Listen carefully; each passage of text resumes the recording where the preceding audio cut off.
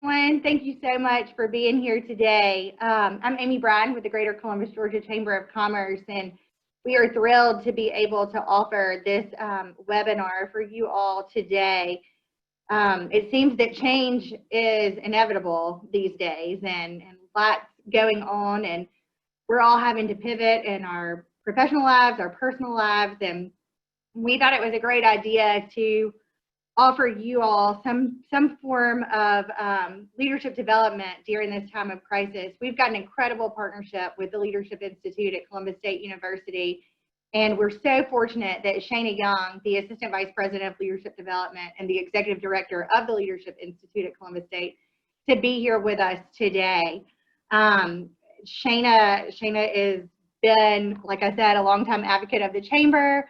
She's a graduate of our Leadership Columbus program. She's also a graduate of Leadership Georgia, and again, has partnered with us with Leadership Columbus in providing professional development opportunities for our participants. So we're thrilled to have Shana here today, and Shana is going to speak to us about change and working as a team and with each other grow through this process. So Shana, I'm going to turn it over to you.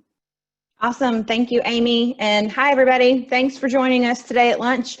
Hope you were able to grab yourself something to eat and have a bite while you listen to what we're going to talk through today. When Amy and Troy asked me to speak on change, it's interesting. The one constant thing, as Amy said, in our lives right now, the one constant is change. The one thing we can certainly count on is change. So we are going to talk today on change from the perspective of who we are as leaders of people, whether that's in your home, in your organizations, or in your businesses, and how change affects us as individuals differently, and how we as leaders can help those who we work with and who live in our homes adjust to change a little bit better. So what I'm hoping I get to point out to you today is ways each of us deal with change a little bit differently, and maybe that will help you adjust your reactions or interactions. And then we're going to talk about just some of the basic human needs of life and how those come about or affect change in a particular way. So first off, change is hard. So why is change hard? People resist change because they believe they're going to lose something of value. They fear they're just not going to be able to adapt. And you can see from my little cartoon there, people have feared change as far back as to the invention of the wheel. And my favorite little person on there is the guy who's just saying no, just general no, whatever it is, no. So fear and uncertainty are usually what fuel resistance to change. And if you know anything about human needs, there's really 6 basic human needs. And one of those human needs is certainty. We need to feel certain about particular things. It provides safety and security for knowing how this change is going to affect us. We need clarity. We need assurances so that we can put our fears to rest and feel like we are safe and we're going to be okay in spite of the changes that are going on in our life. Certainty is just a rudimentary part of survival instincts. It's just something that if people feel threatened and unsafe, we usually switch from our rational brain where things make sense to our more emotional reactions. And we just become less logical and more reactional when things just seem uncertain. And right now we are living through a lot of uncertainty. The opposite side to that is that there are people, a second human need. So a first human need is certainty. We need to know that there are some things in our lives that are certain. And during times of need, we tend to gravitate towards and lean on those things we know are certain. But a second human need, just a basic human need, is the need for variety. So it's almost the opposite of certainty. Some people love certainty, which if you love a lot of certainty, that can equal boredom to other people. If things are too certain and things are too reliable, people can become easily bored. And there are some people who love variety so much that they may steamroll over other people. And if you have too much variety or too much change in life, it can make you seasick. You can never know which way the wind is going to blow and which way you're going to go and how things are going to be. So you really have to find a balance between these two needs, this need of certainty and this love of variety, because that's where change lives. It lives in this balance somewhere between these two things. I don't want to bore my staff, my people, my family, because everything is so certain all the time. And I need to have a little bit of variety, but I don't want to steamroll over other people to get that variety in my life, and not really listen when they're telling me, hey, it's too much change, I'm feeling seasick from all of this. So thinking about our needs for certainty and our needs for variety, it makes me think, because I'm sure if you haven't, you will, but we've all been watching Hamilton. I watched it again last night for the third time. And thinking about certainty and variety makes me think about, Hamilton and Burr. Hamilton is constantly looking for something more, that variety, that change, never satisfied. And Burr, from the very beginning, is always telling Hamilton to talk less, smile more, don't let people know where you stand. And that may come with some of that certainty. So their struggle was really between these two aspects, or these two needs in our lives. So trying to help your team find balance here, and trying to find the balance yourself, is really where change lives. So let's think about and look at how different people deal with change. So people who are thinkers, those of us who like to think, are natural planners. So this would be people who need to know facts, ratios, risk estimates. They love data. They crave control. So they struggle with uncertainty associated with a rapidly changing landscape, which is what we're living right now. Their value in times of crisis is organizational planning, and an organization in and of itself. So if you have natural planners who work with you and work for you, the value they're going to add to your team in this time of constant change is their ability to organize and plan. And if we let people operate from their natural abilities, then that is going to help them deal with some of the emotions that come along with all of this change and crisis we are finding ourselves in constantly. To help your thinkers, and I've got some tips there on the slide, provide, up-to-date information and as accurate information as you can. Giving them as much advance notice as possible. They really like to be included in things. So invite them to meetings. They don't even have to participate. They just like to be there. They just like to know they were invited so they can hear the discussion. Let them work on plans and solutions. We know this is their strength, that they like to organize and they like to plan. So give them something to plan. Give them some things to organize. Ask them to help work on solutions. And the way you support those who you lead that are natural planners is support them in dealing with the natural feelings associated with loss of control. Let them acknowledge how they feel with you. Let them say to you, hey, I'm uncomfortable. I need something to grab onto. I need something to have control of to feel better. Give them a project. Give them something that they can have control over to help them really navigate this time. This goes for people who live in our homes too. If you have children who are natural planners, spouses who are natural planners, and you see that they've really been struggling lately with the fact that everything is so uncertain and up in the air, give them something to organize and plan. That feeling of control over that one thing really helps regulate emotions. It puts them in their sweet spot of what they do well and helps them to move forward and think about the future. Next up are our natural protectors. Those people who want to know the meaning and the purpose and the impact of what's going on. People who are natural protectors, they really crave consistency and security. So they struggle when there is when the danger that is the crisis poses to people and organizations that they are responsible for. So these people are probably the ones who are most emotionally upset by everything going on in the world right now, because their natural inclination, their natural need is to protect others. And that is not necessarily something we are able to do with any kind of certainty at this point. So what you want to do to help those around you who may be natural protectors is supporting their need to clarify priorities and the big picture impact. Help bring them out of the details and discuss the overall priorities with them. Let them talk about the big picture. You know, validating their convictions and their commitments. Their questions to you are always going to revolve around, how does this affect people? How does this affect the people that I'm supposed to support? What can I do?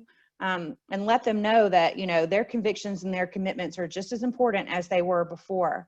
And always, always be honest. Now, obviously, we should be honest with everybody, but natural protectors really need to hear the true story of what is going on. They need to know exactly what is going on. And sometimes they need maybe to know a little bit more than others to feel comfortable with the situation. So tell them the truth. They can handle it. A lot of times we resist telling people the full truth because we feel like we're protecting them, right? Too many changes. I don't want to fill them in right now because things are going to change again tomorrow. Fill them in. If you're working with natural protectors, let them be a part of the process. Their value in times of crisis is keeping an eye on the big picture.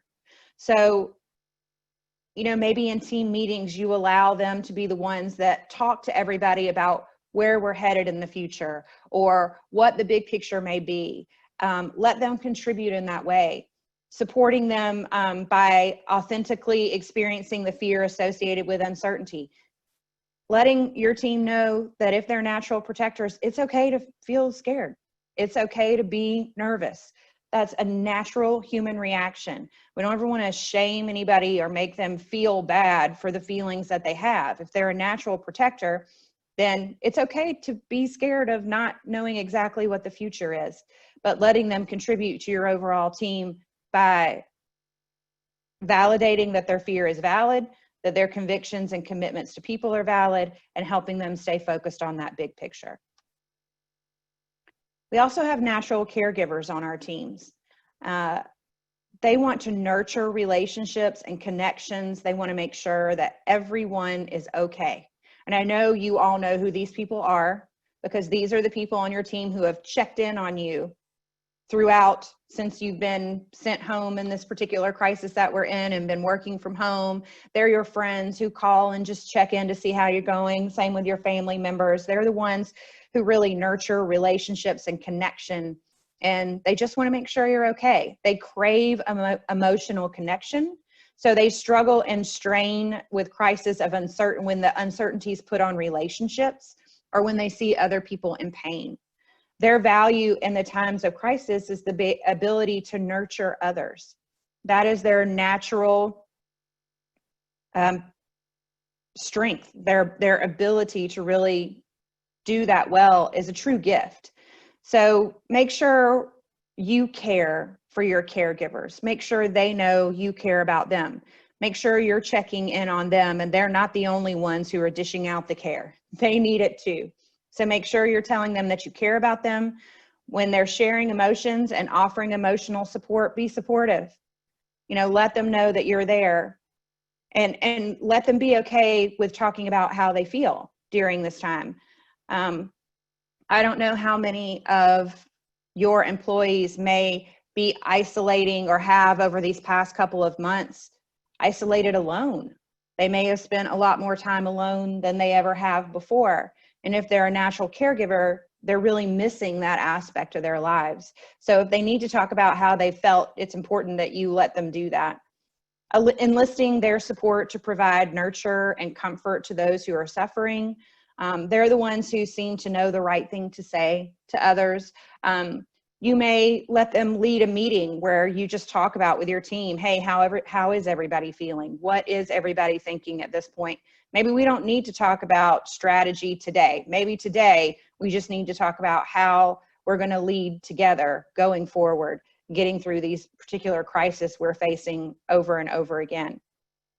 And supporting them when they express their anger about how crisis and uncertainty are affecting the people they love.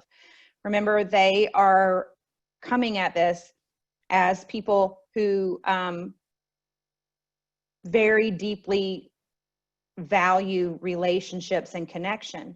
So they're going to tell you when they feel like their family is in jeopardy, or somebody in the office seems off and needs some support and needs some talk. Let them, if they're upset about things, that's okay. When we deal with times of change, people are going to get upset. And I think it's our jobs as leaders to let those people come to us with what they're dealing with. We're the ones who are supposed to help them navigate through it. Now, I know we're not professional counselors. I'm not saying that. I'm saying as a leader, when a team member comes to you and needs to express that they're upset about how things are being handled, it's our job to try to listen for what is going on there and try to help if we can, or better explain. A lot of times, some people just need more information. We want to make sure that during times of crisis and during times of rapid change, that we are listening to our teams. And this is harder than it's ever been before if you're still working remotely. We're not as together. We don't pass each other in the hallway. We can't pick up on things that we would normally pick up on when we were seeing each other face to face. So it's our jobs to really make sure we're providing what our team members need. At the Leadership Institute and at Columbus State, the heart of what we teach is servant leadership. And when you boil servant leadership down, when you're in that role, the most important thing you should do, the first thing you should say every day is, what can I do for you? What do you need from me? That is our role as servant leaders, or leaders in general, in my opinion, whether you want to call it servant leadership or not. Your role is to say to your team every day, what do you need from me? What can I do for you? How can I help? They know how to do their jobs. They need you to step in those areas where they may need some assistance. And if you open your days with those kinds of questions and those kinds of communication, you're going to be providing the support that your team needs to get through change and crisis. We also have natural funsters on our team. And those are the people who like to have a good time. And we need those people so much. They want to express themselves freely. They want to engage creatively with the world. They generally crave unstructured time so that they can be creative. They may struggle with the limitations that a crisis can place on their environment. And their value in times of crisis is their ability to keep things from getting too serious and gloomy. They're the ones who can remind us, as my little Mary Poppins picture says there, that in every job that must be done, there is an element of fun. And it's okay to have fun at work. It's okay to laugh, even when times are hard. We really want to support their playful and humorous style of dealing with stress. I can't think of a more important time than needing to laugh is when people are in the midst of change and crisis and stress. You need to laugh. At the Leadership Institute, one of our top 5 values is a sense of humor. You have to have humor. You have to be able to laugh at yourself, because you cry your eyes out if you didn't. You've got to laugh and find the joy and find the humor in things. Enlisting their creative problem solving to find new solutions to ideas. These people are great at coming up with unique ideas. A lot of times those of us are more lean towards more being natural planners. In meetings, when fundsters throw out ideas, we may be like, what are you talking about? You have not thought that through. And somebody who's naturally fun, they're like, you know what, you're right, hadn't thought it through, just throwing it out there. Maybe you should think it through. You're the natural planner. And that's two people who can work together really well, actually, when they talk about it like that. Funsters come up with these great creative ways to solve problems, then planners can actually put those particular ideas to work and figure out how to implement. And they really want to avoid overly regimented environments when possible, because it feels like they stifle their creativity. So these may be some of the people that you have seen really bloom by being at home and working from home. You may have seen them just all of a sudden become, I don't know, just a really much more integral part of your team. They're much more involved. Maybe they're getting a lot more work done than other team members who crave more of that structured environment.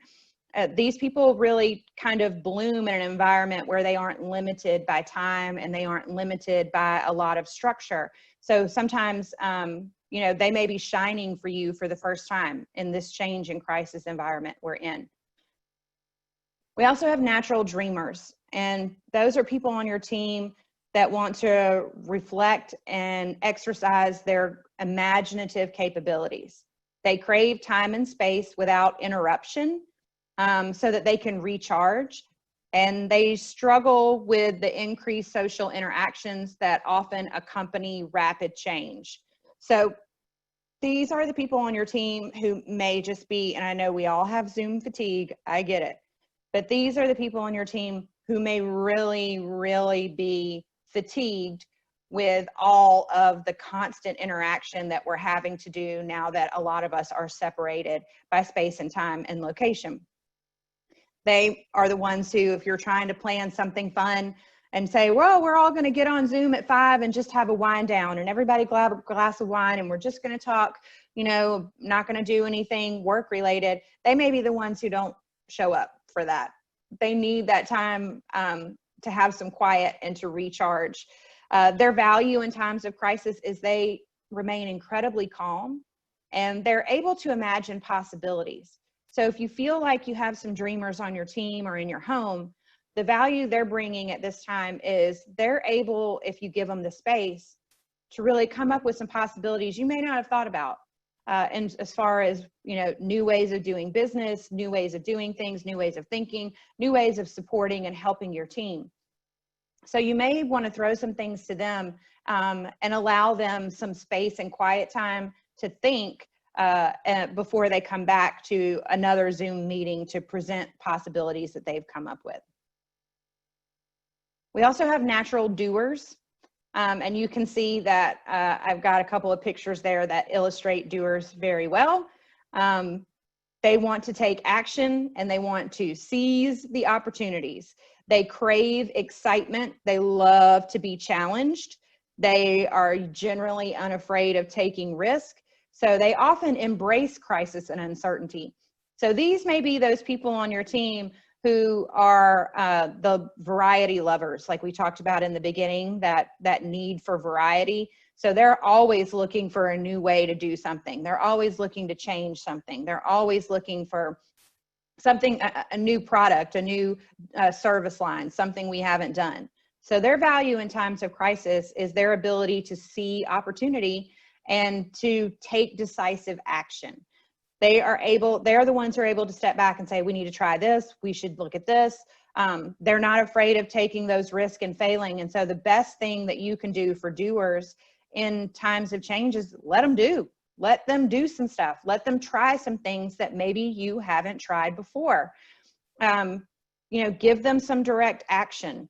Enlist their help in opportunities that are out there, doing some research on some things you could do new or differently, and reminding them of the human side of crisis and uncertainty. This is where doers sometimes forget, and I'll be the first to admit, I live on this side of things too, that there are people involved in all this change, and that trying all these new things and making all these changes are affecting people. And sometimes people who are natural doers forget about that. They're so excited to take a challenge on or take risk or do something new that they forget that there are people who are going to be affected by all of this. So they need those natural caregivers and those natural protectors to come in and remind them that all these changes and these new things are additional responsibilities for somebody, additional work for somebody. And so those caregivers and those protectors are going to really need to help the doers figure out how to do this in a way that gets everybody on board and the whole team excited about it. So these are all examples of ways we are dealing with change. Some people embrace it, some people don't. And I hope you have heard something as far as the types of personalities that may be on your team to really go back and say to them, you know, here's how I want to be supportive of you as your leader. Here's some things that I think will help you settle into this change or make adjustments in this crisis that make you feel better about your job, that make you feel more certain about what you're doing. So how we as leaders can help all of our team members navigate change. And so we're still talking about human needs here too. So people need clarity and stability. And when you're talking to your team about changes and things that are going to change, if you can start simply with, here's what's not going to change, and lay that out first, a lot of times by a sentence that simple will help break down the resistance to change. For those people who crave that certainty and that clarity, if you can start with, here's what's not going to change, you have met that basic human need for them. And then when you move into the change, you're meeting that secondary level of human need and variety for others. Just starting your sentence simply with, here's what's not going to change, can be so helpful to others. Don't be vague and don't surprise people. Be very candid and direct when it comes to change.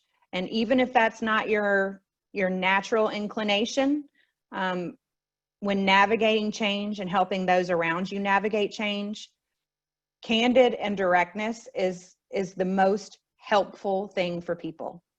They don't want to be surprised down the road to learn that you knew things you didn't share. People want to feel included. And the way you include them is giving them the why behind the change, the details behind the change. Share as much as you can, always with the caveat, especially right now, that this could all change tomorrow. But here's what I know in this moment, or here's what is happening right now. I feel like sometimes we just don't give each other enough credit. People are capable of handling more than you think. And it's really all about respect. If you respect your team members and you respect those that you work with, then being candid and being direct about the change, sharing what you know, including them in the process, giving them the why, is saying to them, I respect you. I respect the fact that I think you can handle this information. I'm here to help you navigate this change, but I want to make sure that you have all the information that I can give you at this time. Talk about change in terms of opportunity and possibility. It is about mindset, and Brianna posted a blog earlier today on our Leadership Institute website about how change really has to do with your mindset. And if you go into change trying to take the mindset that this is about an opportunity, this is about possibilities. If you speak of change using those words, then it becomes much more palatable and easy to take. The word change in and of itself has negative connotations towards it. So if you can phrase things that are changing as this is an opportunity for us, this is a possibility. Look at all the possibilities that could be if we embrace what we're doing now. If we think about this in terms of opportunity and possibility, it really helps people get in the mindset of growth. And that's really what change is growth. Talk in terms of creating the future together. Talk in terms of, we are in this together. We are a team. You are all a part of this process with me. I want you to go on this journey with me, because this is about creating a new future. We're not living in a new normal. I hate that word, or those words. The only thing new normal about all of this is that change is going to continue to be consistent and rapid. That's normal. That's the normal, is it's going to be consistent and it's going to be rapid. the only way we are going to get through all these constant changes in our workplaces and in our personal lives and in our children's schools and everything else that's going on is to talk in terms of creating the future together. How can you as a team and your department do that? How is your business doing it as a whole?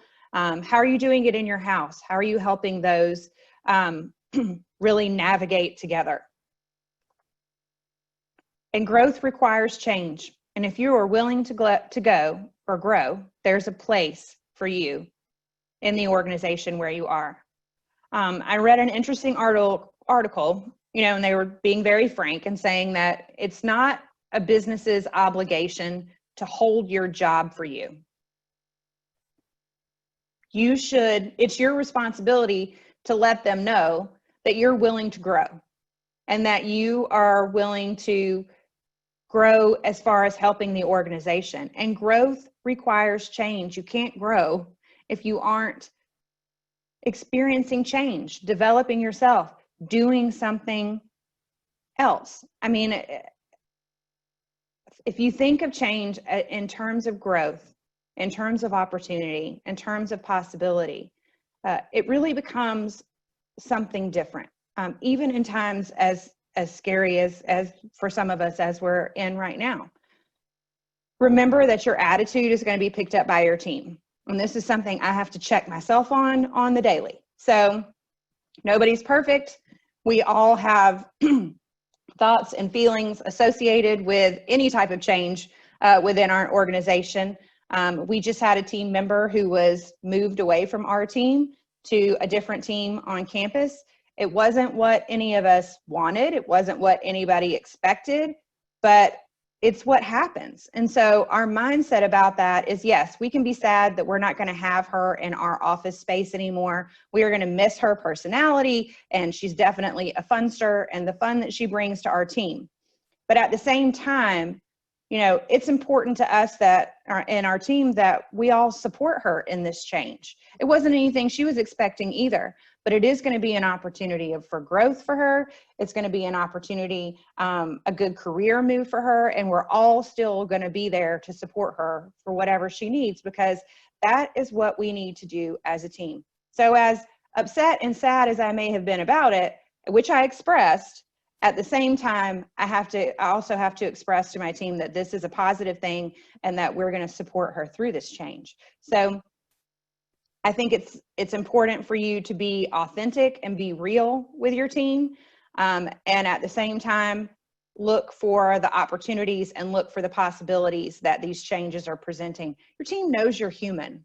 They know you're going to be upset about stuff. They know that when things don't go as planned, or if there's changes that are unexpected, that's going to have, to a certain degree, a negative effect on you. It's okay to be honest about all that. Authenticity is the most important thing.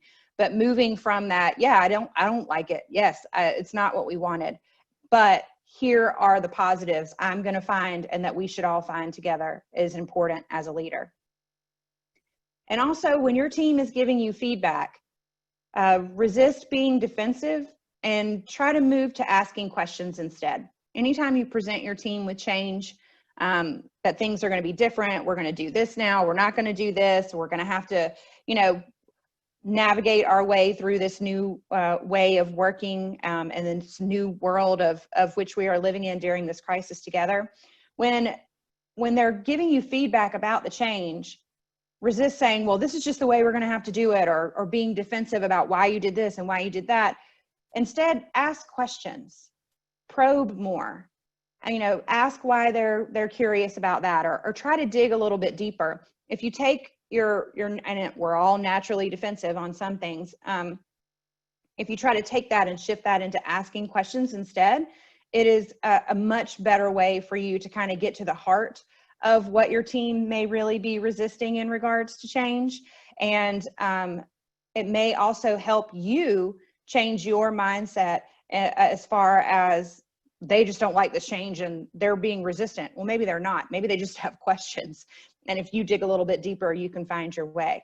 And if you check in the group chat, Bree has posted a link to the article that she wrote earlier today that I referenced, the blog post we have on the Facebook page, in case you're wanting to check that out.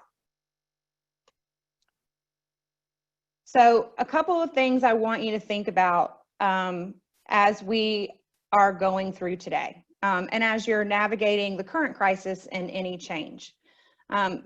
We have certainly all experienced a ton of changes in the last 3 or 4 months.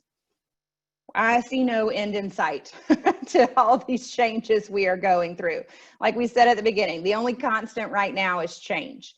So in thinking of change in this opportunity and possibilities mindset, I want to ask you these questions. What will you keep doing that you've started doing during this pandemic? How have you reimagined your work? So when we're in crisis accelerates our decision making. And a lot of times crisis really forces you to make decisions you should have made a long time ago. So you may have found in the last 3 or 4 months that because of the current crisis situation we're in, you actually made some changes you probably should have made months ago. And it really pushed you to go ahead and do that. But you've also been forced to reimagine work. You've either already reimagined it and you're reimagining how it's going to go moving forward. I mean, think about all the possibilities of working from home that allow for a larger talent pool. Working from home allows for you to have talent maybe all over the country rather than just in a particular spot if they don't have to come in. Have you thought about that? You know, can you pull from these different talent pools? Maybe you started doing podcasts or webinars like we did. We didn't do a whole lot of webinars beforehand. We were really big believers in in-person leadership development and team building. And what we learned is, you know, we can do webinars and things like this and get together and have just as effective learning opportunities and moments in smaller bites than we did when we were doing things in person. Live streaming events, you know, a more intense focus on local is certainly something that's come out of this crisis. Telehealth, think about that. Think about how the medical world has gravitated towards telehealth, whereas 4 months ago, I think I read a statistic where they were in the single-digit percentages as far as doctors who were conducting telehealth sessions with patients. And that has increased exponentially due to this pandemic and crisis we're in. And now it's something that they resisted before, but now realize, hey, you know, this crisis has pushed us to do it. It's really working kind of well. We're probably going to keep doing it moving forward. And I mean, goodness gracious, all the restaurant changes that they have had to establish during this pandemic and this crisis that we're in, curbside, doing delivery. I mean, there are some restaurants who I'm sure may keep this up for the foreseeable future because it has worked for them and it wasn't something they were really even considering before. The second question I have for you is, what will you not restart that you stopped doing during this crisis? So have you had the opportunity to really revisit your vision, either as a department or as a business as a whole? Maybe you won't have as many in-person meetings. Maybe you won't travel for work as much anymore. I've heard a lot of people saying that, you know, all the traveling they were doing before, now they feel comfortable doing a lot of this over Zoom and won't be traveling quite as much.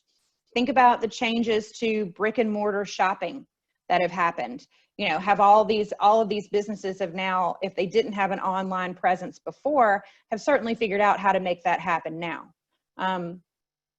Movie theaters, I mean, they're doing movie releases, you know, straight to our streaming devices. I don't think 4 months ago we thought that we would ever really see that, at least not right now. And they sped up the timeline, all that, and it's happening. So, you know, how many of you will go back to the movies maybe versus having things released straight to home and watching it at home? Like, so, and the way we do school, the virtual option and the in-person option. I wonder if moving forward, depending on how well the school year goes, if that's going to be something that remains an option for our students in the future. So thinking about your business, you know, what have you stopped doing during this crisis? What changes have you made that now you think, you know what, I'm not going to pick that back up. I'm going to leave that where it is. And the last question I have for you today is, what does this new reality make possible for you? So now that you are thinking about your business, your organization, and what you do, And we've had 3 and 4 months to really think about how are we going to adjust to this potential new reality, and if nothing else, potential constant change, constant rapid change. Why are your products and services more important than ever? Why is what you're offering or what you're selling or what you're doing more important than ever? And how are you communicating that to people? And if you haven't started doing something, stop doing something, or just really re-envisioned how you're going to sell your products and services in the future, make sure you're getting with your team and talking through these things. All those different personality types and the way those people handle change are of nothing but benefit to you. They all have a different perspective and insight that can be so tremendously helpful to helping you as a leader navigate this crisis and this change. So make sure you're asking your team, don't do this alone. Don't feel like you have to go through this alone. Ask for their help. You know, they all have those things they're really good at. If you need somebody to dream big, let them do it. If you need people to organize and plan, let them do it. If you need somebody to remind you it's okay to have fun at work, find those people and have them on your team and let them bring their best selves to the table. As a leader, remember to always be asking your team, what can I do for you? How can I help you today? That is your primary role. And I know while we all have work to do, I know we all have actual literal work to do, but your number one job as a leader of people, whether that's a leader in your home, a leader at school, a leader in business, is to be there for your team and let them know that you're there and that you're there to help. If you haven't had a lot of one-on-ones with your team since all this has started, I suggest you do. We try to have them every other week where, you know, we have team meetings every week, but every other week I try to check in one-on-one with every single one of my team members. And I'm not talking, you know, 9-hour-long discussions. I'm talking check-ins. How are you doing? What can I do for you? Those are the only things that I need to be saying as a leader during those one-on-ones. My job during the one-on-one is to listen. And to let my team know that I'm there for them and that whatever assistance I can provide, you know, let me know that's what I'm supposed to be doing. So we have the chat box open. If you have any questions, you can submit your questions in the chat and we will try to get those answered for you. I hope you found something in today's webinar that was helpful to you and something that you can use. Be happy to provide a PDF version of today's slides to Troy that he can send out to the group. If you're interested in having those, maybe you can message Troy and he can get those to you. So if anybody has any questions, enter those in the chat. We'd be happy to answer them. Shana, this has been fantastic. It's been a great refresher for me personally. I really appreciate it. And I think the timing's good too. I think that a lot of us are experiencing kind of burnout at this point. And for me personally, I mean, I needed to hear your words today and sitting here taking notes. And as you were describing folks, I was identifying who on my team is that person. And fun to do and really help, you know, understand dynamic and where the needs are. I'm checking the chat. I think I see Tabitha, interested to hear what others have stopped doing, that they won't restart. Gwen wants to see the slides, so we will get those over to you. Thanks to the Chamber and CSU Leadership Institute. So we'll get the slides over to everyone. We do want to hear from you guys on other webinars and things that we can offer you during this time. Obviously, we were also very much an in-person organization and our events were in person. So that's one thing that we've had to change and pivot. And so we want to make sure that we are still providing quality programming, even if it needs to be virtually. So please, everyone on this call, if you have time, shoot Troy an email and let him know if there's some subject matter that we can we can cover. You know, one thing that is for certain during all this uncertainty is that we're all in this together. So please utilize the chamber as a resource. We want to be here for you during these times. So again, thanks to everybody that tuned in. We did record this and we're going to post it on our YouTube page as well as our Facebook. So if you have friends that didn't have the opportunity to log in, or if you have team members that you think would benefit from this session, you will have the ability to share this with them. But again, thank you all so very much for tuning in, and we hope to see you soon. And I see we got a quick question from Carla down there, and the honest answer is you're all of them. You're all of them, and it just depends on maybe the situation as to which one exhibits itself the most. And I can just give you a personal example. I am very much someone who is a doer, but I also really like to plan. I like to plan, I like to organize. I know that's my sweet spot. So under stress and in times of crisis, if my supervisor gives me things to plan and gives me things to organize, then I feel more in control of something, period, but more in control of myself. And so while I have the need to, of course, naturally protect and to be all these different personality types, in certain situations, those particular aspects may emerge themselves a little bit more. And you may have found that, you know, one of the ones we discussed has emerged more so now in the last 3 to 4 months in this particular change we're in than it ever has before. You know, I have the need, I think my protector side has emerged more maybe than it ever has before.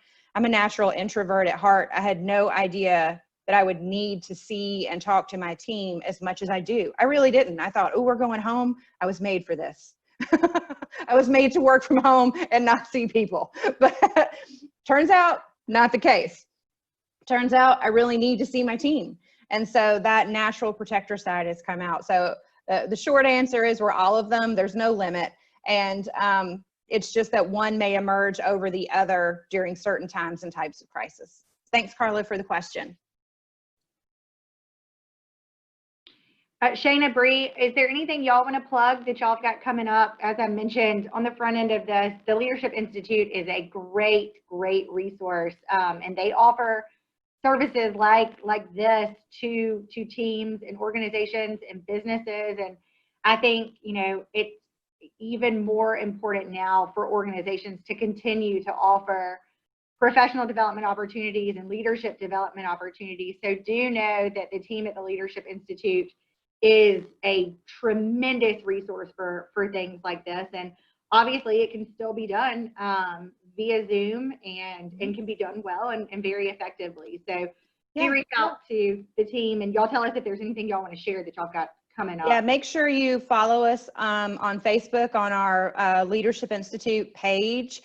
We've done about 8 free webinars since the start of the quarantine and things like that. So trying to put professional development opportunities out there free and accessible to people. They're all recorded. They're all on our Facebook page. I think there's about 8 of them. So make sure you're checking those out. And of course, if you're interested in doing something specific and individualized to your team or to your organization, we're here for you for that. Just reach out to us at leadershipinstitute@columbusstate.edu. You can reach out to us through our Facebook page as well, and we'll be glad to get back with you and set something up for your team specifically.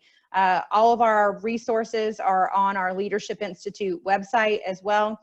You can see a listing of classes and opportunities for upcoming sessions that we have. Still doing everything virtually right now, and we'll begin to move back towards in-person as Columbus State begins to move back towards the reopening of campus for fall semester. So again, we'll be able to accommodate both moving forward, and we look forward to hearing from any and all of you who are interested. And thank you, Amy and Troy, for the opportunity to help out today and be here, and look forward to our continued relationship in the future. Awesome. Thank you all so very much. We hope you have a super productive rest of the day. And again, send us your feedback on things that you want to see in the future. And we'll be in touch soon. Have a great day.